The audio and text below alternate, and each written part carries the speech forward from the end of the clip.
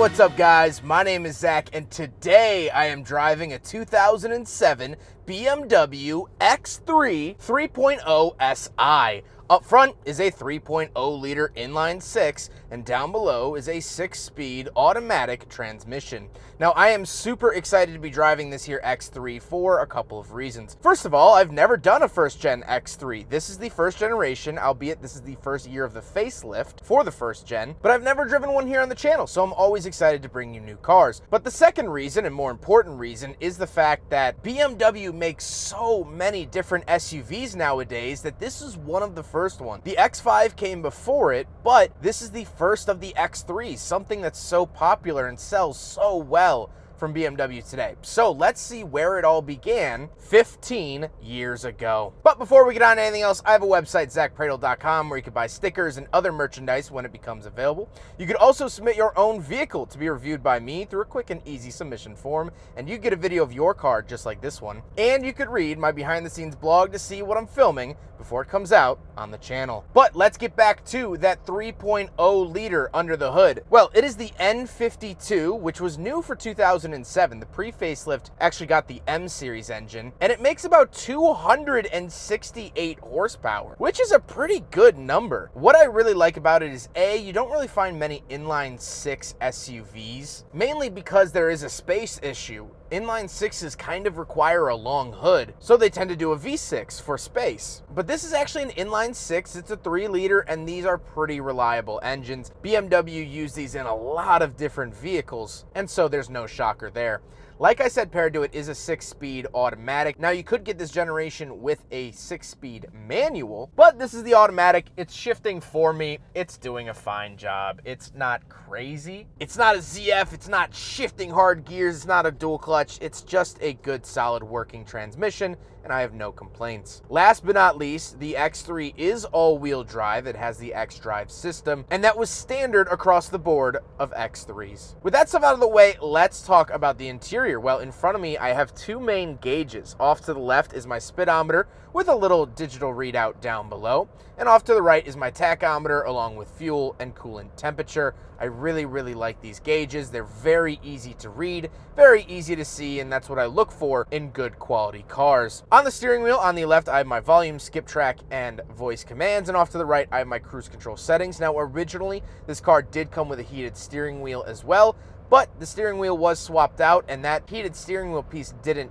fit, so unfortunately the owner had to remove it to fit this new wheel. Off to the left, I have a climate control vent, as well as my headlight switches, gauge dimmer switches, and fog lights. And moving on to the door, I have a very simple power windows and power mirrors. Moving into the center, we do have a little infotainment screen. Now, interestingly, it is motorized, and you can open and close it, but you can also adjust tiny differences in the angle. So if the sun's hitting it a weird way, or you want it angled up, you're a little taller, you might be a little shorter, you want it angled down, you can actually change the angle of the screen. That is very, very interesting, and you don't often see that. However, it is a very, very outdated system by modern standards, but it's 15 years old.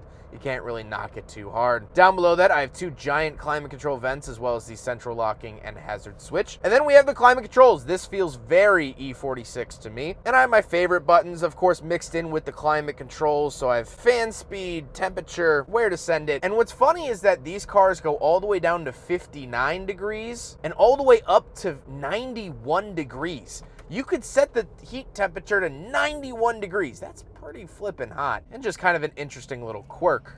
Then I do have more buttons down below. So I have the heated seats, which I am pleasantly enjoying on this freezing Wisconsin morning. Hill descent control, traction control, parking sensors, tire pressure, heated seat for the passenger, and then the owner got this switch panel from Japan, actually, and it has this weird mirror with an eyeball on it. Him and I both have no idea what this means or what this button does. It lights up, but it doesn't do anything. So if you have any idea what this might be from the Japanese market, please let us know in the comments down below. But then we do have a 12-volt outlet slash cigarette lighter slash ash tray. And then we have the shifter itself. This feels pulled directly from the 3 Series. And I like it. You know, overall, it works good. I think it's relatively handsome as a shifter, and once you touch it, you never really touch it again. Then we do have a single cup holder by my right elbow, so we will do a big friggin' bottle test here in the 2007 BMW X3, and unfortunately it is just a little too small. This is how all the BMWs that I've ever tested stack up. As you can see, there's pretty much a trend where BMWs don't really seem to pass the test, which is okay, to be expected, and par for the course.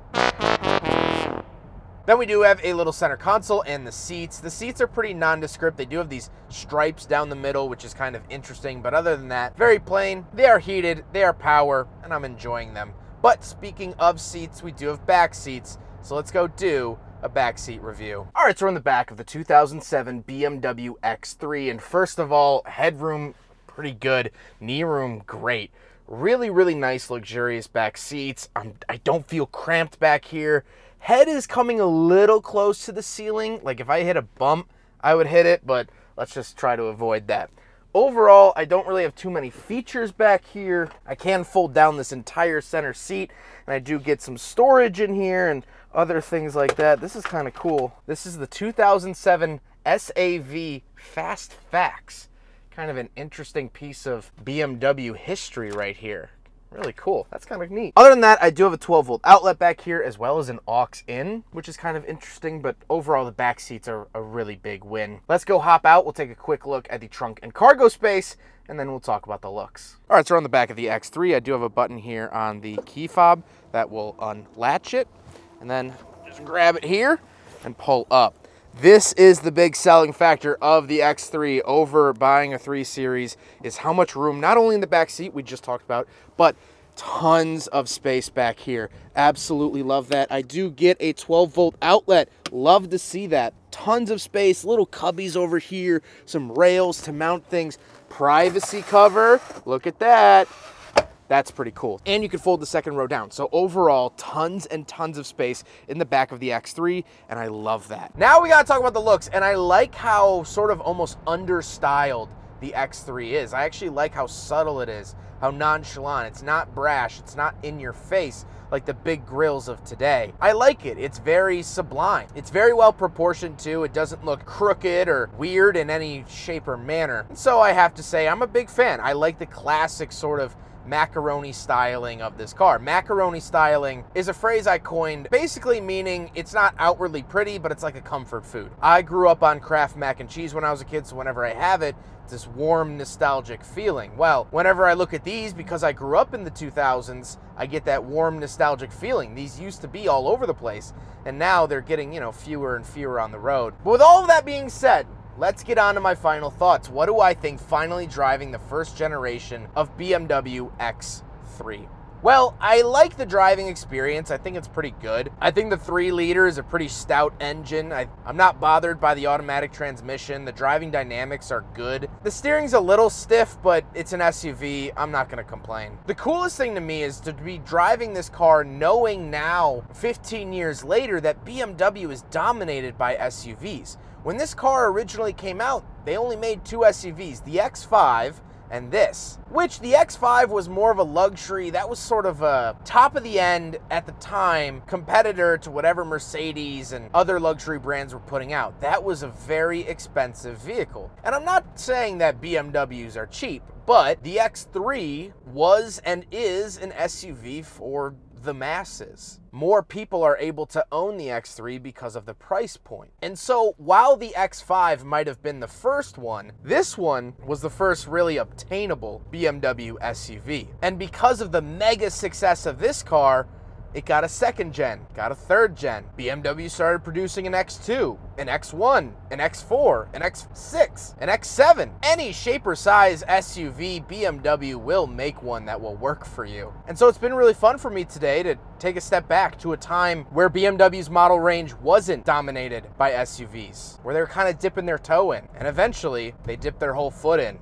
And now, they're fully swimming in the SUV market. It's always cool to drive one of these earlier cars. Gives me an interesting perspective on the new stuff. I hope you guys enjoyed the video. Huge thank you to Spencer for letting me take out his X3. This was a really, really cool experience. Very happy I was able to get behind the wheel of this. Spencer also sells BMW, so if you're interested in buying a BMW, you can contact him with the information found in the description below. He's been awesome to work with, and I can't thank him enough. But I hope you guys enjoyed the video. Don't forget to rate the video, comment on the video, and subscribe if you really liked it. Take care, guys.